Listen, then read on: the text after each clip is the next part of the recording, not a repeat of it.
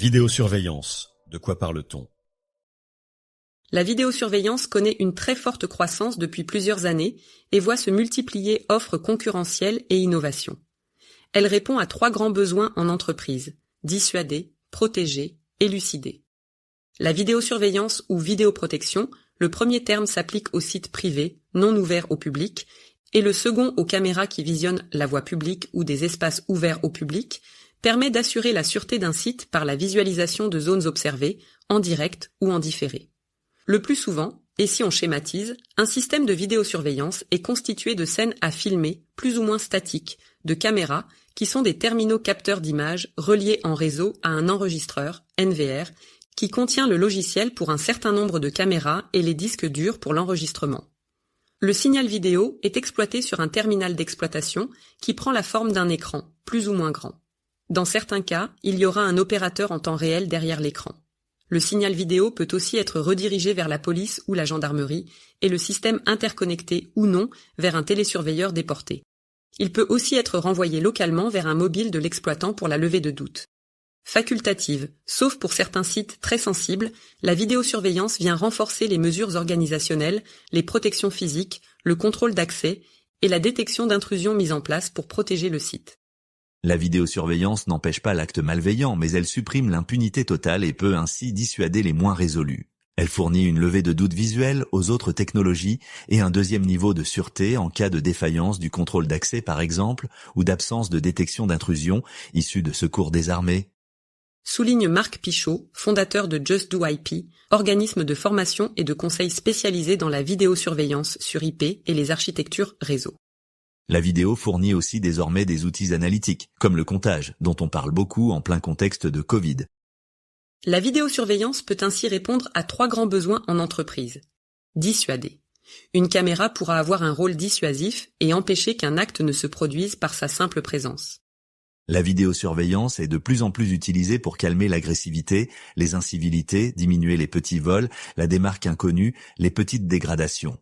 Remarque Marc Pichot. Attention, quand une caméra est factice ou non exploitée, cela finit par se savoir et on en perd le bénéfice. Il s'agit donc d'installer de vraies caméras, mais dont la qualité de la vidéo n'a pas besoin d'être très élevée. Protéger. Un système peut avoir une exploitation et des objectifs en temps réel.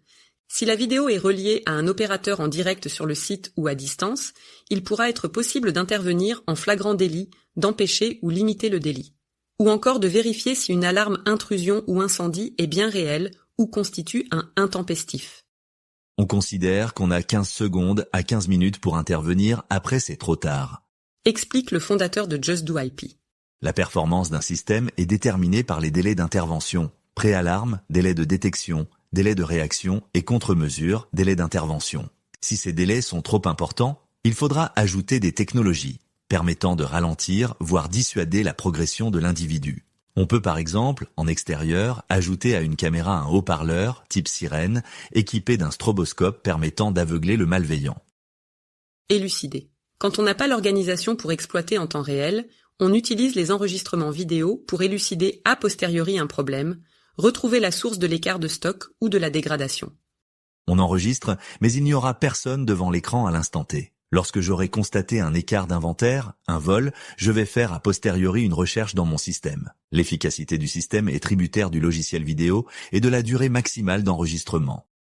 Contrairement aux établissements ouverts au public, les entreprises filmant des espaces privés n'ont pas besoin d'autorisation préfectorale, sauf à vouloir filmer la voie publique aux abords de l'établissement. Il existe cependant un certain nombre de points à respecter. Ne pas filmer les salariés sur leur poste de travail, sauf manipulation de valeurs. Ne pas filmer les zones de pause, de repos ou d'hygiène. Ne pas filmer les locaux syndicaux. Masquer dans les caméras les éventuelles zones privatives ou donnant sensiblement sur la voie publique. Ne pas conserver les enregistrements au-delà de 30 jours. Informer les personnes concernées susceptibles d'être filmées et afficher un panneau. Prévenir le CSE de l'installation des caméras. Associer le délégué à la protection des données, DPO, à la démarche, s'il y en a un.